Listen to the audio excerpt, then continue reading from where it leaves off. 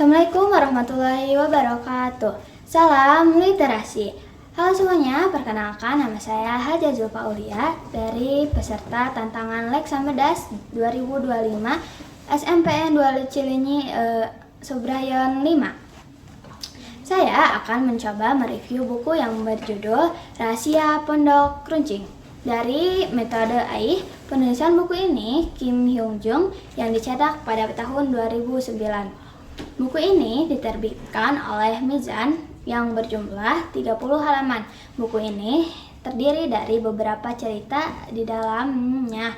Dan kali ini saya akan mereview salah satu cerita yang berjudul Kalung yang Bisa Bernyanyi. Alasan saya memilih buku ini karena saya tertarik dengan cerita horor yang ditawarkan oleh penulis yang memiliki cerita unik di dalamnya. Pada saat liburan musim panas, Myungjin pergi ke sebuah pelatihan yang ada di Gopyeong. Di sana, Myungjin bertemu dengan Sejong. Lalu, Sejong memberikan sebuah kalung pada Myungjin sebagai tanda pertemanan. Myungjin sangat menyukai kalung tersebut karena kalung itu mempunyai keunikan, yaitu dapat bernyanyi di malam tiba. Sayangnya kalung itu hilang di lapangan ketika Myungjin mengikuti pelatihan.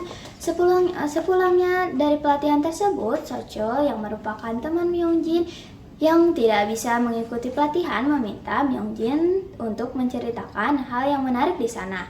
Myungjin pun menceritakan pertemanannya dengan Sejong dan kalung unik tersebut. Myungjin memberitahu ciri-ciri kalung yang hilang itu kepada Socho. Ketika musim panas tiba, diselenggarakan sebuah perkemahan di sekolah. Kali ini, Socho satu grup bersama Myungjin.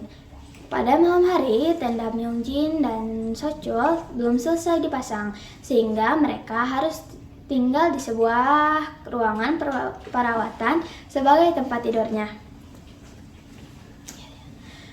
Malam hari, Socho tiba-tiba ingin ke toilet. Dia pun pergi ke toilet sendirian.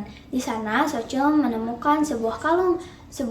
Socho tampak mengenali ciri-ciri kalung itu, seperti yang Myungjin ceritakan sebelumnya.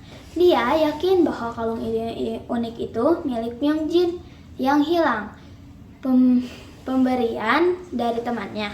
Lalu, Socho memasukkan kalung itu ke dalam sakunya. Dia tidak berniat untuk mengembalikannya, akan tetapi dia ingin menyimpannya untuk dirinya sendiri. Setelah ke toilet, Socho pun kembali ke tempat tidurnya bersama Myungjin. Pada saat semuanya telah tidur, Myungjin terbangun dan melihat seseorang misterius yang meraba-raba leher Socho. Karena ketakutan, Myungjin pun tidur kembali. Pagi pun tiba, Myungjin menceritakan kejadian semalam kepada teman-temannya. Socho mendengar cerita itu dan dia merasa kalau Myungjin tahu bahwa dia telah menyimpan kalung pemberian Sejong itu tanpa sepengetahuannya.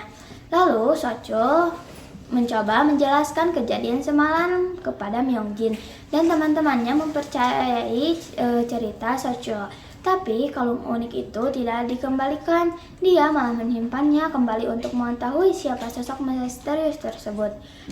Myungjin mempunyai ide untuk menempelkan benang kepada orang misterius itu. Lalu Myungjin, Socho, dan teman-temannya mengikuti ujung benang itu yang mengarah ke toilet.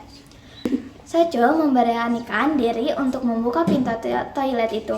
Di dalam toilet ternyata penuh jaring laba-laba dan ada mayat hidup yang dipenuhi dengan kalung. Kalung tersebut ada di sekujur tubuh dan tangannya.